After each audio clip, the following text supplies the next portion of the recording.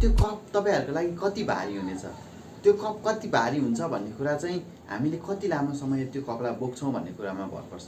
1 मिनेटको लागि त्यो कप बोक्ने हो भने केही जस्तो लाग्छ, लाग्दैन। बोक्यो 1 मिनेट भयो, राख्यो, सक्यो। तर 1 घण्टाको लागि बोक्ने हो भने अलिअलि दुख्न थाल्छ, हात दुख्न थाल्छ, अप्ठ्यारो हुन थालिसक्छ हैन, सुस्त दुखाइ सुरु हुन्छ। तर यदि त्यही कपलाई दिनभरि बोक्ने हो भने के हुन्छ, दिनभरि बोक्ने हो भने हामीलाई धेरै गाह्रो भइसक्छ, हात प्यारालाइसिस भए जस्तो भइसक्छ हैन। त्यसपछि हामीलाई एकदमै अप्ठ्यारो भइसक्छ, धेरै गाह्रो हुन्छ। हेर्नुस् है त यहाँ यो कपको भार चाहिँ परिवर्तन भएको त छैन, तर जति लामो समय बोक्दै जान्छौं त्यति हामीलाई गाह्रो हुँदै गएको छ।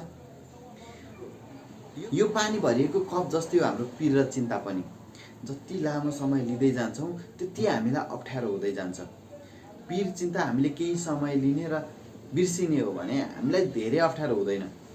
तर त्यही पीर दिनभरि रातभरि लिने हो भने हामीले आफैलाई असहाय महसुस गर्न थाल्छौं, आफैलाई चाहिँ कमजोर महसुस गर्न थाल्छौं। एकदमै धेरै अप्ठ्यारो हुन्छ, गाह्रो हुन्छ। त्यसैले पानी भएको कपलाई भैमा राख्न सिकौं। हामी जन्मेकै खुसी हुनको लागि हो। त्यसैले आउनुहोस् तपाई पनि खुसी हुनुहोस् र सबैजना खुसी हुन उत्प्रेरित गर्नुहोस्।